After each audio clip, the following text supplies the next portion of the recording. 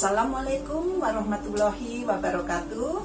Bertemu lagi dengan Umi Nini Gawa dalam Sirah Nabawiyah, bacaan Rasulullah SAW, bagian yang ke-9 pada hari ini. Halo semua, halo semua, saudara-saudaraku, anak-anakku, cucu-cucuku, sahabat-sahabatku semua, dimanapun berada, semoga kalian selalu dalam lindungan Allah SWT dan dalam keadaan sehat walafiat. Jangan lupa ya, like, subscribe, komen, dan bagikan. Terima kasih. Kita mulai untuk bagian ke-9. Allahumma sholli ala Muhammad wa ala ali Muhammad. Bagian ke-9 ini adalah pernikahan Abdullah dan Aminah. Allah sudah menentukan jodoh Abdullah adalah Aminah binti Wahab. Aminah adalah gadis yang paling baik keturunan dan kedudukannya di kalangan suku Quraisy. Musim semi tahun 570 Masehi pun tiba. Batang-batang gandum di Yaman tumbuh menjulang tinggi. Dedaunan kurma di kota Taif juga kembali bersemi. Sementara itu, padang-padang rumput dipenuhi dengan harumnya bunga-bunga yang tumbuh di kebun-kebun.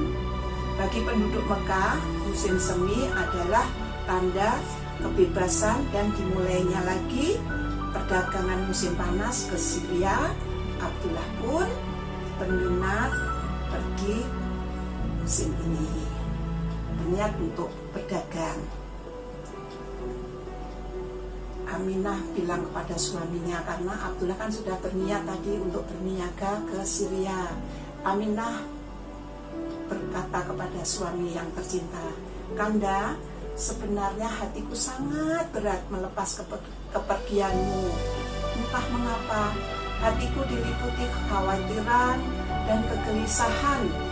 Aku bahkan berharap dapat menemukan suatu alasan untuk menahan kepergianmu untuk tidak pergi berdagang ke Syria."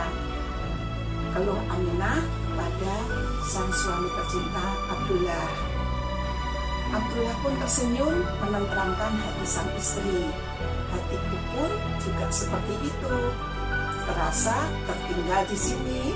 Dindaku sayang, aku tahu begitu besar rasa sayangmu kepadaku, sehingga engkau berharap dapat terus berada di sisiku. Bukan cuma itu, damai rasa berada di sampingmu, Kanda, apabila Kanda selalu ada di sampingku." Abdullah mengangguk, "Tetapi Dinda, kini di dalam perutmu ada bayi, dan kau tahu aku adalah pemuda berasal dari tidak berada. Saat ini kita hanya mempunyai 5 ekor kambing yang yang perahan susunya itu tinggal 5 ekor kambing. Selain itu tak ada lagi kekayaan yang dapat menghidupi kita berdua selain sedikit kurma dan daging kering. Karena itu inilah saatnya bagiku untuk pergi berniaga dan menambah penghasilan kita." Aminah terpaksa mengangguk menerima kenyataan suaminya tadi. Ia memandang kepergian Abdullah dengan sendu, sedih, terharu, seolah itu adalah detik-detik terakhir ia dapat melihat wajah suaminya. Nah, kita putar cerita sedikit bahwa waktu pernikahan Abdullah dengan Aminah, ayahnya Abdul Muthalib juga menikahi sepupunya yang bernama Hala dan mempunyai anak bernama Hamzah. Jadi Hamzah itu pamannya Rasulullah karena usianya hampir sepadan dengan beliau, dengan Rasulullah. Hala usianya sepadan dengan Rasulullah. Akhirnya kembali lagi Abdullah berangkat berniaga bersama Khalifah, dagang tiba di Gaza. Kemudian dalam perjalanan pulang ia singgah ke Yatsrib. Jadi berdagang ke Gaza, setelah itu pulang singgah ke Yatsrib. Ingat, Yatsrib adalah asal ibu Abdul Muthalib, ya, yang kawin dengan Hasyim, ingat ya. Nah, sampai di Yatsrib ia tinggal bersama saudara-saudara dari ibunya juga. Namun ketika kawan-kawannya dari Mekah tidak mengajaknya pulang, ke Abdullah jatuh sakit. Rasanya aku tak akan kuat menempuh perjalanan ke Mekah, kawan-kawanku, maka pulanglah kamu dulu, aku tinggal di sini.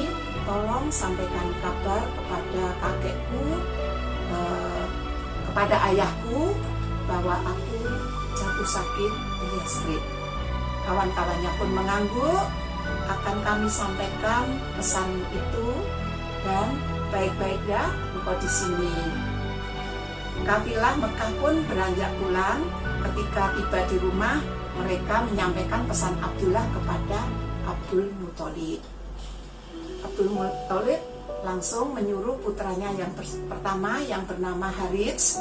Nah, Harits panggil Abdul Muthalib kepada putra sulungnya itu, pergilah engkau ke Yatsrib, lihatlah adikmu Abdullah sedang sakit di sana, dan apabila dia sudah sembuh, bawalah dia pulang ke Mekah. Jadi Abdul Muthalib menyuruh putra sulungnya Harits untuk menjemput adiknya Abdullah yang sedang sakit di Yatsrib. Harits pun segera berangkat. Ketika tiba di rumah paman-pamannya yang di Yatsrib, yang ditemuinya adalah wajah-wajah duka. Abdullah telah meninggal, kata mereka kepada Harits. Mari kami antar ke pusaranya. Harits pun sedih, terkejut, dan merasa kehilangan sekali karena ternyata Abdullah meninggal di Yatsrib dan dimakamkan di Yatsrib pula. Harits pun menyampaikan berita sedih itu ke Mekah. Melelehlah air mata pipi Abdul Muthalib. Namun kesedihan yang paling berat dirasakan oleh Aminah, apalagi di saat itu ia tengah menanti kelahiran bayinya. Jadi istri Aminah tadi sudah merasa suaminya akan berniaga, dia tidak rela. Ternyata betul ditinggal oleh suami tercintanya selama-lamanya.